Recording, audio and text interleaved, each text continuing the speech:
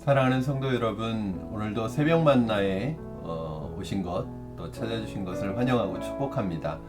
오늘 4월 22일 또 우리에게 주시는 시편의 말씀은 시편 142편 말씀입니다. 시편 142편 1절에서 7절까지의 말씀을 제가 여러분에게 또 봉독해 드리겠습니다. 여러분 만약에 읽으실 수 있으면 같이 합독하시고요. 혹시 그럴 수 있는 상황이 아니면 제가 봉독해 드리는 말씀을 잘 들어주시기를 부탁을 드립니다. 자, 142편 1절에서 7절입니다. 내가 소리내어 여호와께 부르짖으며 소리내어 여호와께 간구하는도다. 내가 내 원통함을 그의 앞에 토로하며 내 우환을 그의 앞에 진술하는도다. 내 영이 내 속에서 상할 때에도 주께서 내 길을 아셨나이다.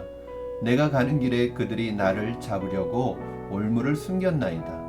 오른쪽을 살펴보소서. 나를 아는 이도 없고 나의 피난처도 없고 내 영혼을 돌보는 이도 없나이다.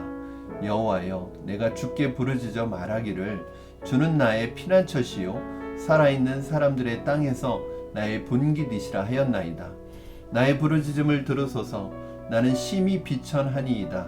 나를 핍박하는 자들에게서 나를 건지소서. 그들은 나보다 강하니이다. 내 영혼을 옥에서 이끌어내사 주의 이름을 감사하게 하소서.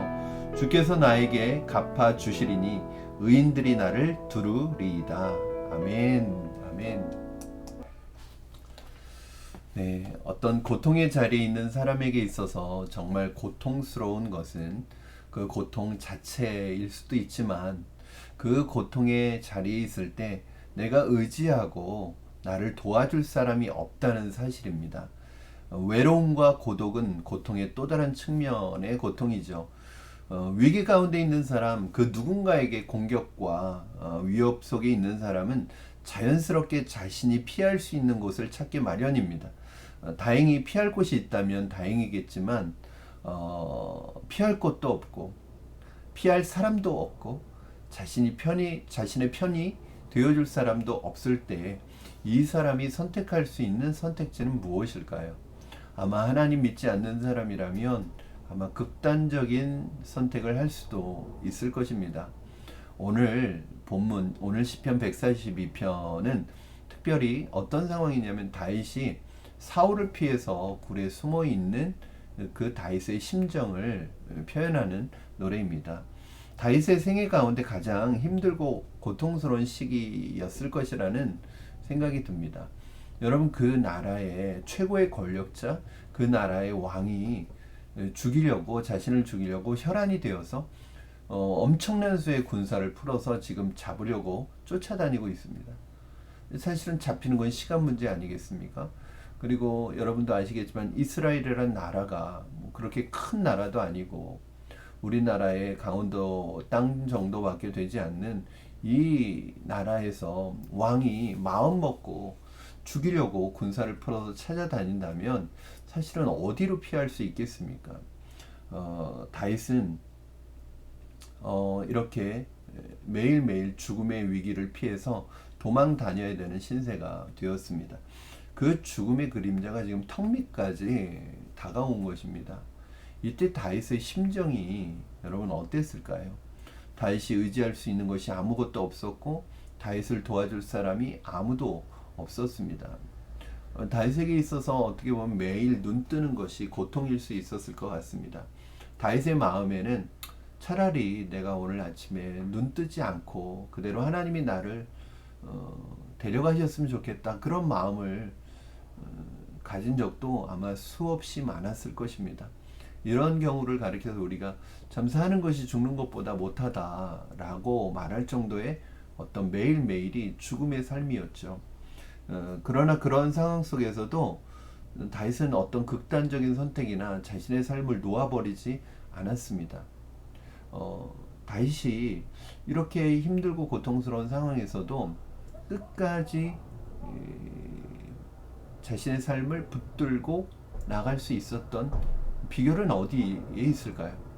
무슨 이유일까요?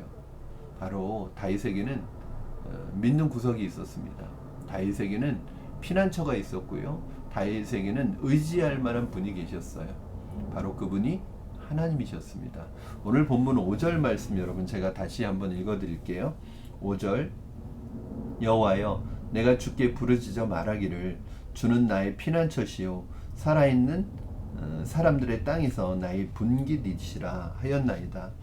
다윗이 뭐라고 하냐면 여호와께서 자신의 피난처가 되어 주시고 분깃이 되어 주셨다는 거예요. 사람들은 다윗이 피할 수 있는 사람이나 장소는 어디에도 없습니다. 이스라엘 어디에도 없어요. 그러나 하나님께서 자신의 피난처가 되어 주셨다는 거예요. 그렇기 때문에 다윗이 할 수 있는 것은 오로지 기도밖에 없었습니다. 우리가 그런 말 자주 하죠. 할 게 기도밖에 없었다. 그러면 사실 할 게 기도밖에 없는 게 아니라 기도만이 유일한 방법이라는 것이죠. 하나님께서는 어쩌면 우리로 하여금 기도만이 유일한 방법이라는 것을 깨닫게 해주시기 위해서 우리를 막다른 골목으로 몰아가시는 경우도 있다는 것을 종종 알게 되고 느끼게 됩니다. 다윗은 하나님께 소리내어서 부르짖어 기도했습니다. 1절 2절 제가 읽어드리겠습니다. 1절 2절 내가 소리내어 여호와께 부르짖으며 소리내어 여호와께 간구하는도다. 내가 내 원통함을 그의 앞에 토로하며 내 우환을 그의 앞에 진술하는도다. 이 한 절에서 소리낸다는 말이 두 번이나 나와요. 그래서 소리내어서 부르짖었다. 부르짖는데 소리내어서 부르짖었대요. 이 다윗의 지금 상황이 얼마나 다급하고 절박한 그리고 심각한 상황인지를 알 수 있고요. 다윗의 그 고통의 깊이를 엿볼 수 있는 표현이라고 할 수 있습니다. 그 상황이 되면요, 저절로 부르짖게 돼 있고 소리를 치게 되어 있습니다. 그만큼 절박하다는 것이죠. 내가 소리가 나오지 않고 주님 앞에 부르짖지 않는 것은 아직 내가 그만큼 절박하지 않다는 것입니다. 절박하면요, 누가 시켜서가 아니라 소리가 나와요. 부르짖게 되어 있어요. 여러분, 부르짖는 게 축복이라는 것을 믿으시기 바랍니다. 너는 내게 부르짖어라. 내가 내게 응답하겠고 내가 알지 못하는 은밀한 일들을 비밀한 일들을 내가 내게 보여주시겠다고 약속하셨습니다. 하나님 앞에 부르짖는 기도 하나님만 의지한다는 표시고요. 하나님만 붙든다는 그러한 마음의 간절함이죠. 저는 저와 여러분이 고통의 순간 위기의 순간에 하나님 앞에 부르짖을 수 있는 믿음의 은혜가 있기를 주님의 이름으로 축복합니다. 오늘 다윗이 하나님 앞에 기도하는 것을 보면 좀 두 가지로 좀 나누어져요. 첫 번째는 하나님 앞에 기도하는데요. 자신의 사정을 다 풀어놓습니다. 자기의 어떤 일종의 이거는 하소연이라고 할 수 있는 거죠.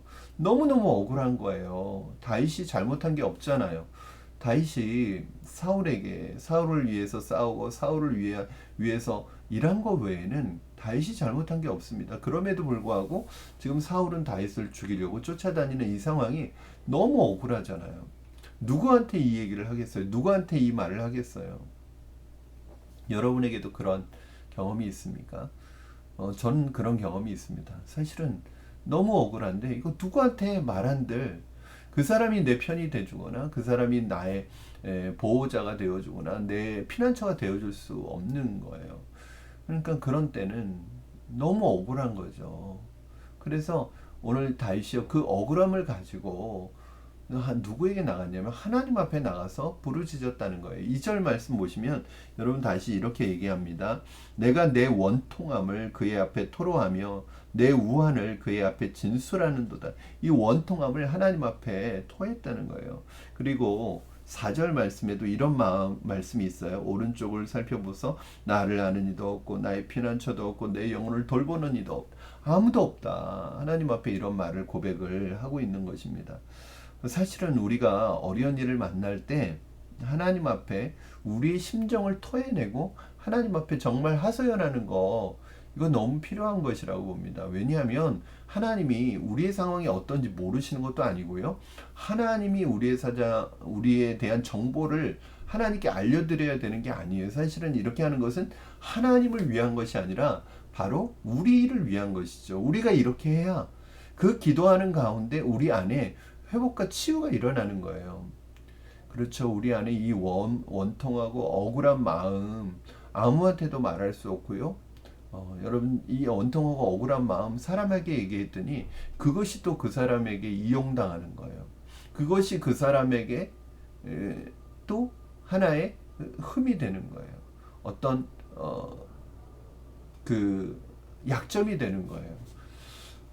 저는 정말 여러분 우리가 하나님 앞에 내 마음에 원통함과 억울함이 있다면 사실은 사람에게 말할 수도 있겠죠. 나의 편이 되어주고 나의 동료가 되어주고 나의 친구가 되어준다면 말할 수도 있겠죠. 말하는 것도 괜찮습니다. 그러나 정말 내 마음의 억울함은 하나님께 고백하는 거예요. 하나님께 말씀드리는 거예요. 그때 내 안에 치유가 일어나고 하나님이 내 마음을 만져주시는 거죠. 여러분 기도가요 치유의 효과가 있어요.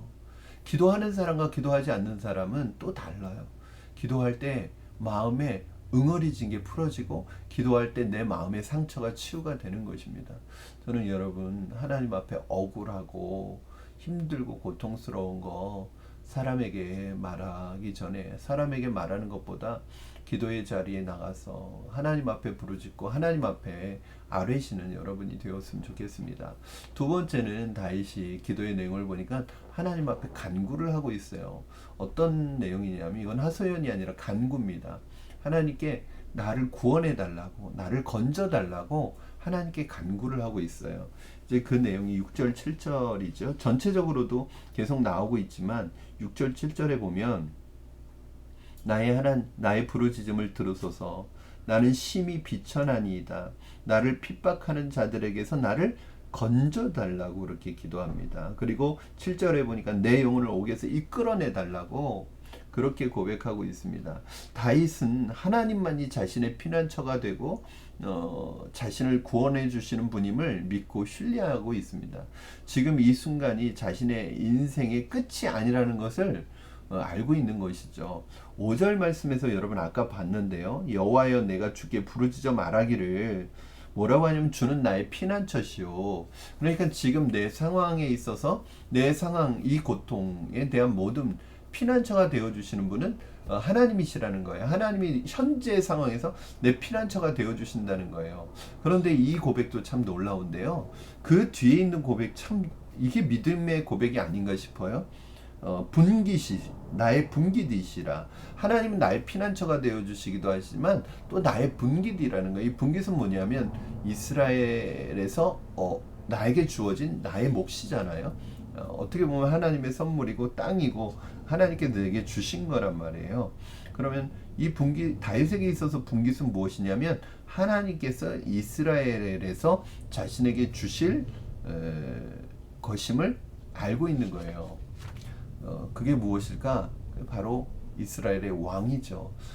다윗은 도망 다니면서도 현재 내 목숨을 하나님께서 살려주시는 것뿐만 아니라 어떤 믿음의 고백을 하고 있냐면 지금 이 순간이 끝이 다가 아니라는 거예요. 끝이 아니라는 거예요. 지금 아무리 힘들어도 고통스러워도 그것이 끝이 아니다. 그것이 다가 아니다. 지금의 위기를 넘기면 하나님께서는 나에게 예비된 분기 선물을 주신다는 거예요. 다윗이 이 시간을 하나님을 의지하고 통과하고 나서요. 나중에 어떻게 되냐면 이스라엘 12지파의 왕이 되잖아요. 여러분 그것이 바로 다윗에게 주어진 분깃이었습니다. 여러분 저도 그렇더라고요. 여러분도 아마 그러실 거예요. 우리가 힘들고 어려운 시간을 잘 버티고 인내하고 견뎌내야 하는 이유가 어디에 있느냐면요. 중요한 건 그 순간에 하나님께 부르짖고 하나님께 하소연하고 하나님을 붙들어야 된다는 거예요. 그때 우리로 하여금 그렇게 인내할 수 있는 힘은 어디에서 오느냐? 하나님 신뢰하는 거죠. 그렇게 기도했으면 좋겠어요. 하나님은 나의 피난처시요. 하나님은 나의 분깃이시라. 여러분 하나님께서요. 이 어렵고 힘든 일이 지나고 이 기간이 지나면 믿음으로 잘 견뎌내면 하나님께서 선물을 예비하고 계시더라고요. 하나님의 선물이 있더라고요. 하나님 좋은 것 예비하고 계시더라고요. 노 크로스 노 크라운 여러분 알고 계시죠? 노 크로스 노 크라운 그거예요. 바로 이 기간을 우리가 잘 보내고 하나님 은혜 가운데 잘 견디고 인내하면 하나님이 반드시 좋은 선물을 준비해 주십니다. 그래서 하나님께서 그 눈에서 눈물을 씻어주시고 지금의 은혜가 더 귀하게 소중하게 만들어 주시죠. 여러분 고통스러울 때, 내가 의지할 사람 하나 없을 때 하나님이 여러분의 피난처가 되어 주신다는 사실을 믿으시기 바랍니다. 하나님께 피하세요. 하나님께 기도하세요. 그리하면 하나님께서 슬픔이 변화의 기쁨으로, 고통이 변하여 은혜가 되게 하시고 영광이 되게 하여 주실 줄로 믿습니다. 사랑하는 여러분, 하나님이 여러분의 피난처시요, 그렇게 우리 기도했으면 좋겠습니다. 여호와가 나의 피난처시요 여호와는 나의 분깃이시라. 이 하나님을 신뢰하고 믿으시면서 힘들고 어려운 시간, 정말 고통스러운 시간 있다면 넉넉히 믿음으로 견디어내시기를 주님의 이름으로 축원합니다. 하나님 앞에 나가서 기도하십시오. 내 마음의 모든 억울함, 내 마음의 모든 사정 하나님 앞에 다 내시고요. 하나님이 내 마음을 만져주시는 것을 경험하는 저와 여러분 되기를 주님의 이름으로 축원합니다. 기도하겠습니다. 살아계신 하나님 아버지, 오늘 다윗의 그 마음의 심정이 어떠했을지 하나님 우리가 조금이라도 공감하고 조금이라도 느낄 수 있습니다. 왜냐하면 우리의 삶에도 그런 일이 있었기 때문입니다. 그럼에도 불구하고 다시 자신의 삶을 놓아버리거나 포기하지 않고 주님 앞에 나아가 기도함으로, 부르짖음으로 그가 장래의 약속을 받았던 것처럼 하나님, 우리가 경험하고 있는 지금의 시간들 속에서 결코 포기하지 아니하고 기도하며 부르짖으며 하나님의 은혜를 체험하며 잘 믿음으로 이기고 견디어낼 수 있도록 축복하여 주시옵소서. 하나님, 지금 당하는 고통이 하나님이 예비한 선물을, 또 하나님이 예비한 은혜의 자리로 가는 하나의 과정이 되게 하여 주시옵소서.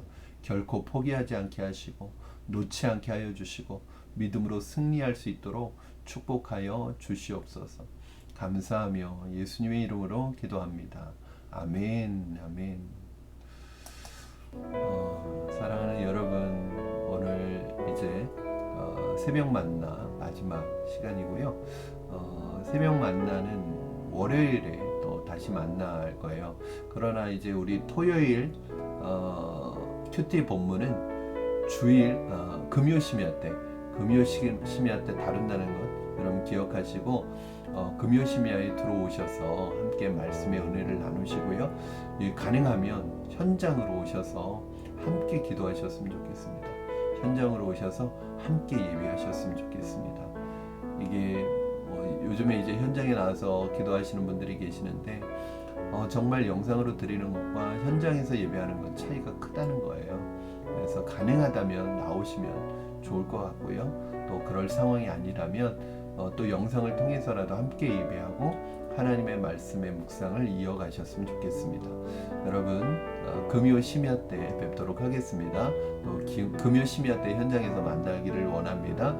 그리고 새벽 만나는 월요일에 다시 여러분 찾아가도록 하겠습니다. 오늘 하루도 주 안에서 행복한 하루 되세요. 감사합니다. 여러분 축복합니다.